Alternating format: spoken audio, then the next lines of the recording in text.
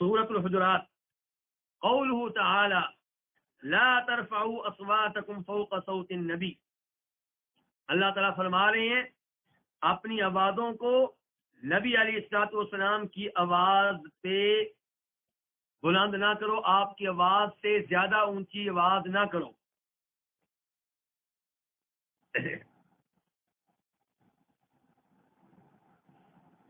اس آیت میں اللہ رب العزت مسلمانوں کو آداب سکھا رہے ہیں، وہ آداب جن کا تعلق نبی علیہ الصلوۃ والسلام کی ذات سے ہے، اور اللہ تعالیٰ کہہ رہے ہیں اپنی آوازوں کو نبی کی آواز سے بلند نہ کرو۔ جب تک آپ بھی زندہ تھے، صحابہ کرام بھی زندہ تھے، تب تک اس کا مطلب یہی تھا کہ صحابہ کرام آپ کی مجلس میں بیٹھے ہوں تو آہستہ آواز سے گفتگو کریں، اور اب جب اللہ کے رسول جا چکے تو اس آیت کا اب مطلب کیا ہے، اب مفہوم کیا ہے؟ اب نبی علیہ السلام کی احادیث موجود ہیں، آپ کی احادیث آپ کی آواز ہے، تو ہم نے اپنی آواز، اپنی عقل، اپنی رائے، اپنے قیاس، اپنے فتوے، اپنے مسلک، اپنے پیر صاحب کو نبی علیہ السلام کی احادیث پہ فوقیت نہیں دینی۔ اگر ہم اپنی عقل کو، اپنے بزرگ کی عقل کو، اپنے مسلک کو، اپنی رائے کو، اپنے خیالات کو نبی علیہ السلام کی احادیث پہ ترجیح دیتے ہیں تو یہ اس آیت کے خلاف ہوگا۔ روایت نمبر 240، ہاں اسے روایت کرنے والے کون ہیں؟ امام بخاری۔ عن ابن ابی ملیکہ، ابن ابی ملیکہ سے روایت ہے، قال وہ کہتے ہیں، یہ تابعی ہیں، صحابی نہیں ہیں، قال وہ کہتے ہیں کاد الخیران ان یہلکا ابو بکر و عمر رضی اللہ عنہما، خیران دو بہترین، دو افضل ترین لوگ، دو بہترین شخصیات قریب تھیں کہ ہلاک ہو جاتی، کون؟ ابو بکر و عمر، یعنی کہ ابو بکر و عمر سب سے افضل ہیں اس امت میں، قریب تھا کہ وہ ہلاک ہو جاتے۔ کیسے جی؟ کہتے ہیں رفع اصواتہما عند النبی صلی اللہ علیہ وسلم، ان دونوں نے اپنی آوازیں بلند کی نبی علیہ السلام کے پاس، کب؟ حین قدم علیہ رکب بنی تمیم، جب آپ کے پاس بنو تمیم کا وفد آیا، جب آپ کے پاس بنو تمیم کا قافلہ آیا سن 9 ہجری میں۔ ہوا کیا تھا؟ یہ آوازیں کیوں بلند ہو گئی تھیں ان دونوں کی؟ فاشار احدهما بالاقرع بن حابس اخی بنی مجاشع، گفتگو ہو رہی تھی اس مسئلے میں کہ ان کا امیر کس کو بنایا جائے، ان کا بڑا کس کو بنایا جائے، تو ان میں سے ایک نے مشورہ دیا، ان میں سے ایک نے اشارہ دیا اقرع بن حابس کو امیر بنانے کا۔ یہ مشورہ دینے والے کون تھے؟ جناب عمر فاروق۔ فاشار احدہما، ان میں سے ایک نے مشورہ دیا، ان میں سے ایک نے مشورہ دیا اقرع بن حابس کے بارے میں، اخی بنی مجاشع، جو بنو مجاشع والے ہیں، جو بنو مجاشع کے بھائی ہیں، اقرع بن حابس التمیمی۔ واشار الاخر، اور دوسرے نے مشورہ دیا برجل آخر، دوسرے آدمی کے بارے میں، کسی اور آدمی کے بارے میں۔ یہ دوسرے مشورہ دینے والے کون تھے؟ ابو بکر، اور جن کے بارے میں مشورہ دیا وہ کون ہے؟ قعقاع بن معبد۔ قال نافع، نافع کہتے ہیں نافع کہاں سے آ گئے؟ یہ نافع کون سے ہیں؟ آپ شروع میں دیکھیں راوی کون ہے؟ ابن ابی ملیکہ، ابن ابی ملیکہ کے شاگرد ہیں نافع بن عمر۔ تو وہ کہتے ہیں لا احفظ اسمہ، کہ اس کا نام مجھے یاد نہیں ہے۔ کس کا نام؟ دوسرے آدمی کا نام ابن ابی ملیکہ نے لیا تھا، میرے استاد نے جب یہ روایت بیان کی تھی انہوں نے یہ نام لیا تھا، لیکن میں وہ نام بھول گیا ہوں۔ کہتے ہیں لا احفظ اسمہ، اس کا نام مجھے یاد نہیں ہے۔ فقال ابو بکر لعمر، چنانچہ ابو بکر نے عمر سے کہا ما اردت الا خلافی، تمہارا مقصد یہ ہے کہ تم میری مخالفت کرنا چاہتی ہو، یعنی کہ میں نے ایک آدمی کا نام لیا، تم نے کسی اور کا نام لے دیا، کیوں؟ تمہارا مقصد ہے کہ میری مخالفت کرو۔ غلط فہمی پیدا ہوگی دونوں بزرگوں میں، دونوں آپس میں بڑی محبت کرنے والے، بہت پیار کرنے والے، بہت ہی نیک، بہت علم والے، لیکن بہرحال انسان تھے. تو ابو بکر عمر سے کیا کہہ رہے ہیں؟ ما اردت الا خلافی، تم نے نہیں ارادہ کیا مگر میری مخالفت کا. قال، تو کہا کس نے؟ جناب عمر نے. ما اردت خلافہ کا، میں نے آپ کی مخالفت کا بالکل ارادہ نہیں کیا، میرا یہ قطعا مقصد نہیں ہے کہ میں آپ کی مخالفت کروں. یعنی کہ ان کا مقصد یہ تھا کہ میرے ذہن میں یہ آیا کہ یہ آدمی زیادہ بہتر ہے، ورنہ میں آپ کی مخالفت نہیں کرنا چاہتا.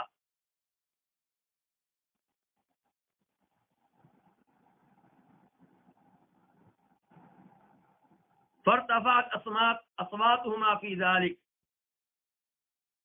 ان دونوں کی آوازیں بلند ہو گئیں فی ذلک، اس مسئلے میں، اس معاملے میں. فانزل اللہ، تو اللہ تعالی نے یہ آیت نازل کی، یا ایھا الذین آمنوا لا ترفعوا اصواتکم، اے ایمان والو اپنی آوازیں نبی کی آواز سے بلند نہ کرو. الآیہ، ان کی آیت کے آخر تک.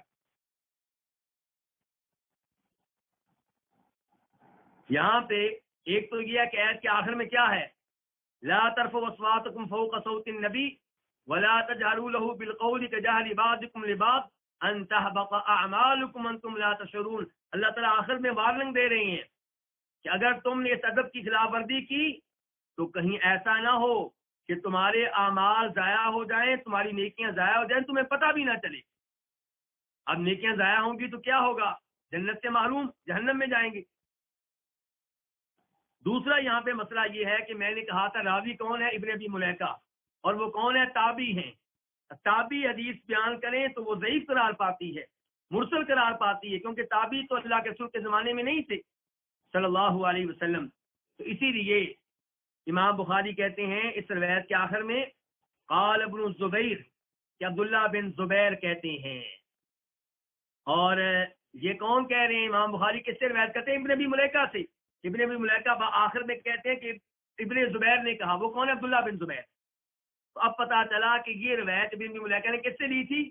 عبداللہ بن زبیر سے لی تھی. تو اب روایت کیا ہو گئی؟ متصل ہو گئی، ضعیف نہ رہی بلکہ صحیح ہو گئی. عبداللہ بن زبیر کہتے ہیں فما كان عمر يسمع رسول اللہ صلی اللہ علیہ وسلم بعد هذه الآیہ حتى يستفهمه. عبداللہ بن زبیر کہتے ہیں کہ جناب عمر فاروق نبی علیہ الصلوۃ والسلام کو اس آیت کے نازل ہونے کے بعد اپنی آواز نہیں سناتے تھے، اتنی آہستہ آواز میں بولتے تھے کہ اللہ کے رسول ان کی بات صحیح معنوں میں سمجھ نہیں سکتے تھے.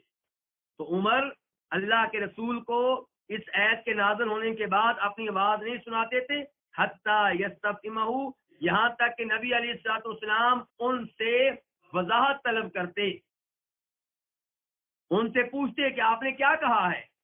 حتیٰ یستفہمہ، یہاں تک کہ آپ ان سے جناب عمر سے سوال کرتے، وضاحت طلب کرتے کہ کیا کہا آپ نے. ولم یذکر ذالک، اور انہوں نے اس بات کا تذکرہ نہیں کیا. کنہوں نے؟ عبداللہ بن زبیر نے. عبداللہ بن زبیر نے جناب عمر فاروق کے بارے میں تو وضاحت دے دی کہ بہت آہستہ بولتے تھے اس واقعے کے بعد، اس آیت کے نازل ہونے کے بعد، حتیٰ کہ اللہ کے رسول کو دوبارہ پوچھنا پڑتا کہ آپ نے کیا کہا ہے. لیکن ایسی کوئی بات عبداللہ بن زبیر نے اپنے باپ کے بارے میں نہیں کہی. ان کے باپ کون ہیں؟ ان کے باپ سے مراد یہاں پہ ان کے نانا ہیں. کون؟ ابو بکر. یہ واقعہ کن کے مابین ہوا تھا؟ ابو بکر عمر کے مابین. جناب عمر کے بارے میں تو عبداللہ بن زبیر وضاحت دے رہے ہیں کہ اس کے بعد بہت آہستہ بولتے تھے اور اللہ کے رسول کو سوال کرنا پڑتا. لیکن ایسی کوئی بات انہوں نے اپنے والد، اپنے باپ کے بارے میں نہیں کہی. باپ سے مراد یہاں پہ کون ہے؟ نانا. اور نانا بھی باپ ہی ہوتا ہے، ماں کا باپ. ولم یذکر، اور انہوں نے ذکر نہیں کی. کنہوں نے؟ عبداللہ بن زبیر نے. ذالکا، یہ چیز، عن ابی ہی، اپنے باپ کے بارے میں، اپنے باپ سے. باپ سے مراد کون ہے؟ نانا. کیونکہ روایت میں آ گیا یعنی ابا بکر، مراد کس کو لے رہے تھے؟ ابو بکر کو مراد لے رہے تھے. اس روایت سے کیا پتا چلا کہ نبی علیہ الصلوۃ والسلام کی احادیث کا، آپ کی آواز کا احترام کرنا چاہیے اور اس کے اوپر کسی اور کو ترجیح نہیں دینی چاہیے. اور اس سے یہ بھی پتا چلا کہ صحابہ کرام قرآن کے اوپر کتنی جلدی عمل کرتے تھے اور کیسے عمل کرتے تھے. اب دیکھیں جناب عمر نے اس آیت پہ کیسے عمل کیا ہے. اس کے بعد روایت نمبر 241 میم، یعنی کہ اسے روایت کرنے والے کون ہے؟ امام مسلم.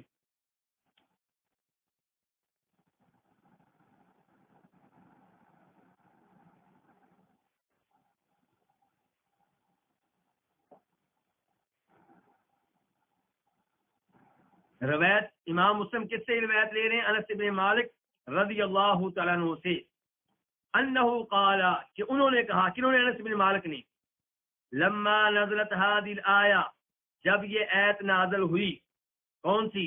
یا ایھا الذین آمنوا لا ترفعوا اصواتکم فوق صوت النبی، کہ اے ایمان والو اپنی آوازیں نبی کی آواز سے بلند نہ کرو، الی آخر الآیہ، آیت کے آخر تک. اب پہلی روایت میں ہم پڑھ چکے ہیں کہ یہ آیت کب نازل ہوئی. اب انس بن مالک کہتے ہیں اس کے بعد کیا ہوا. پہلے ہم نے پڑھا ہے کہ یہ آیت کس سبب سے نازل ہوئی، کیا واقعہ ہوا، بعد میں آیت نازل ہوئی. اب انس بن مالک کہتے ہیں آیت نازل ہونے کے بعد کیا واقعہ پیش آیا. جب یہ آیت نازل ہوئی تو جلس ثابت بن قیس فی بیتہ، تو ثابت بن قیس اپنے گھر میں بیٹھ گئے، جن کے گھر سے باہر نکلنا بند کر دیا، نماز کے لیے مسجد میں نہیں آتے تھے. ثابت بن قیس بن شماس اپنے گھر میں بیٹھ گئے، وقال، اور کہنے لگے، انا من اہل النار، میں جہنم والوں میں سے ہوں. اصل میں ثابت بن قیس کی آواز بہت اونچی تھی، اور اس آیت میں کیا آیا آخر میں کہ اگر تم آوازیں بلند کرو گے تو کہیں ایسا نہ ہو کہ تمہاری نیکیاں ضائع ہو جائیں. نیکیاں ضائع ہو جائیں تو انسان کہاں جائے گا؟ جہنم میں جائے گا. تو ثابت بن قیس نے یہ گمان کیا کہ میری آواز تو بڑی بلند رہتی تھی اللہ کے رسول کے سامنے، میں تو سب سے زیادہ اونچی آواز سے بولنے والا آدمی ہوں، اور کئی دفعہ آپ کی مجلس میں بولا ہوں، تو اس کا مطلب ہے کہ میرے اعمال ضائع ہو چکے، میں تو جہنمی ہو چکا. لوگ پوچھتے آپ مسجد میں کیوں نہیں آ رہے؟ کہتے کہ میں جہنمی ہو چکا ہوں. وَاحْتَبَسَ عَنِ النَّبِيِّ صلی اللہ علیہ وسلم، اور نبی علیہ الصلوۃ والسلام سے رکے رہے، ان کے آپ کے پاس جانے سے رکے رہے، آپ کے پاس جاتے نہیں تھے. فسأل النبی صلی اللہ علیہ وسلم، تو نبی علیہ الصلوۃ والسلام نے سوال کیا کس سے؟ سعد بن معاذ سے. فقال، تو آپ نے کہا، یا ابا عمر، اے ابو عمر، یہ کنیت ہے کس کی؟ سعد بن معاذ کی. ما شأن ثابت، ثابت کا معاملہ کیا ہے؟ ان کے ثابت نظر نہیں آ رہے، کیا معاملہ ہے ان کا؟ اشتکا، کیا وہ بیمار ہے؟ اشتکا اصل میں کیا تھا؟ اشتکا، کیا وہ بیمار ہیں؟ قال سعد کہنے لگے، انہو لجاری، یقیناً وہ میرے پڑوسی ہیں، وما علمت له بشکوا، اور میں نے ان کے بارے میں کسی قسم کے مرض کے بارے میں نہیں جانا. ان کے اگر بیمار ہوتے تو میں پڑوسی ہوں، مجھے پتا چلتا، میرے پاس خبر آتی، تو میرے علم میں ان کی کوئی بیماری نہیں ہے. وما علمت له بشکوا، اور مجھے ان کے بارے میں کسی قسم کے مرض کا علم نہیں ہے. یہاں تک جو روایت ہم نے پڑھی ہے، اس سے ایک تو یہ پتا چلا کہ صحابہ کرام قرآن کی آیات کا کس قدر اثر لیتے تھے. ہم جہنم کی آیتیں پڑھتے ہیں، ہمارے اوپر کوئی اثر نہیں ہوتا، ہم کہتے ہیں یہ آیت ہمارے بارے میں نہیں، کسی اور کے بارے میں ہے. یہ تو اللہ تعالیٰ کہہ رہے ہیں نا، جو یہ کرے گا جہنم میں جائے گا، ہم کہتے ہیں یہ میرے بارے میں نہیں، کسی اور کے بارے میں. اور ثابت بن قیس کو دیکھیے، کتنے عظیم صحابی ہیں، انہوں نے سمجھا کہ یہ میرے بارے میں ہی ہے، میں گیا، میرے اعمال ضائع ہو گئے، میں جہنمی ہو گیا.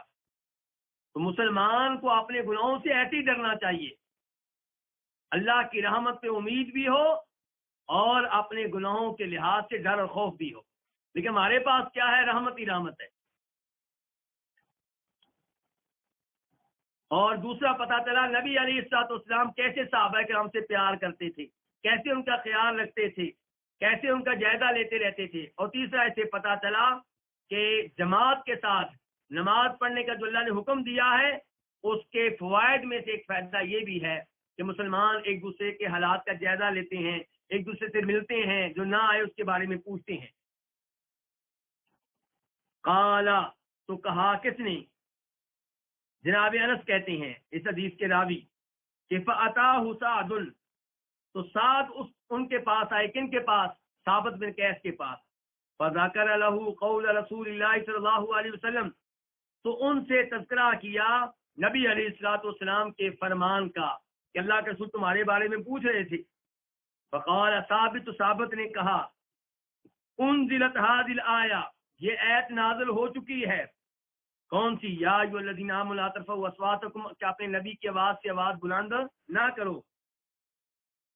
وَلَقَدْ عَلِمْتُمْ، اور یقیناً تمہیں پتہ ہے، تم لوگوں کو معلوم ہے کہ انی من ارفعکم صوتا علی رسول اللہ، میں تم میں سے سب سے بڑھ کر اونچی آواز والا ہوں اللہ کے رسول کے پاس. میری آواز سب سے زیادہ بلند ہوتی رہی ہے اللہ کے رسول کے پاس، اور اللہ نے کہہ دیا ہے کہ تم اپنی آوازیں اللہ کے رسول کے آواز سے بلند کرو گے تو کہیں ایسا نہ ہو کہ تمہاری آواز ضائع ہو جائے، تمہیں پتہ بھی نہ چلے. فَأَنَا مِنْ أَهْلِ النَّارِ، چنانچہ میں جہنم والوں میں سے ہوں. فَذَكَرَ ذَلِكَ سَعْدٌ لِلنَّبِيِّ صلی اللہ علیہ وسلم، تو یہ بات ذکر کی، یہ جواب جو دیا تھا کس نے؟ ثابت بن قیس نے. تو یہ جواب ذکر کیا سعد نے نبی علیہ الصلوۃ والسلام سے کہ وہ یہ کہہ رہی ہیں. فقال رسول اللہ صلی اللہ علیہ وسلم، تو رسول اللہ صلی اللہ علیہ وسلم نے فرمایا بل ہوا من اہل الجنہ، بلکہ وہ اہل جنت میں سے ہے، وہ جنت والوں میں سے ہے، وہ جنت میں جائے گا. یہاں پہ جنتی کس کو قرار دیا آپ نے؟ ثابت بن قیس کو. اور ہم کہتے ہیں جنتی کتنے ہیں؟ عشرہ مبشرہ. عشرہ کا معنی ہوتا ہے 10، مبشرہ وہ 10 جن کو جنت کی خوشخبری ملی. تو جنت کی خوشخبری تو ان کو بھی ملی ہے، ثابت بن قیس کو، جناب خدیجہ کو بھی ملی تھی، عبداللہ بن سلام کو بھی ملی تھی، دیگر کئی صحابہ کرام کو ملی ہے. تو پھر ہم 10 کیوں کہتے ہیں؟ تو یہ بات ذہنوں میں نوٹ کر لیجئے. 10 سے مراد وہ 10 صحابہ کرام ہیں جن کو نبی علیہ الصلوۃ والسلام نے ایک ہی مجلس میں، ایک ہی محفل میں جنت میں جانے کی خوشخبری دی.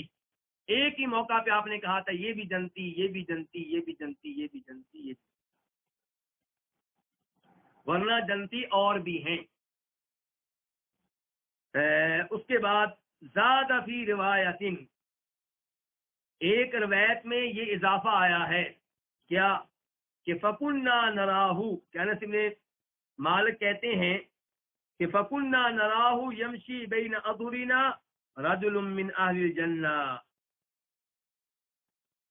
کہ ہم انہیں گمان کرتے تھے، کن کو؟ ثابت بن قیس کو، کہ یمشی بین اظہرنا، کہ وہ ہمارے درمیان چل رہے ہیں، رجل من اہل الجنہ، وہ آدمی ہیں کن میں سے؟ اہل جنت میں سے. یعنی کہ ہم ان کے بارے میں یہ کہا کرتے تھے آپس میں، وہ دیکھو وہ جنتی آدمی جا رہا ہے، زمین پہ چل رہا ہے لیکن جنت کا سرٹیفکیٹ اسے مل چکا ہے. وفی روایت، اور ایک روایت میں ہے کان ثابت بن قیس خطیب الانصار، کہ ثابت بن قیس انصاریوں کے خطیب تھے. انصاریوں میں سے اونچی آواز والے تھے، فصیح و بلیغ تھے، عمدہ عربی بولتے تھے، عمدہ گفتگو کرتے تھے. اس لیے جب کبھی انصاریوں نے کہیں کو مذاکرات کرنے ہوتے، کسی اور قوم سے واسطہ پڑتا، تو انصاریوں کی طرف سے یہ کھڑے ہو کے گفتگو کیا کرتے تھے. تو نبی علیہ الصلوۃ والسلام کے سامنے بھی کئی دفعہ ان کی آواز اونچی ہو جاتی، اس لیے گھبرا گئے، پریشان ہو گئے، ڈر گئے. تو اللہ کے رسول علیہ الصلوۃ والسلام نے انہیں خوشخبری دی کہ تم جہنمی نہیں بلکہ جنتی ہو. اور یہ جنگ یمامہ میں شہید ہوئے تھے مسیلمہ کذاب کے خلاف جہاد کرتے ہوئے.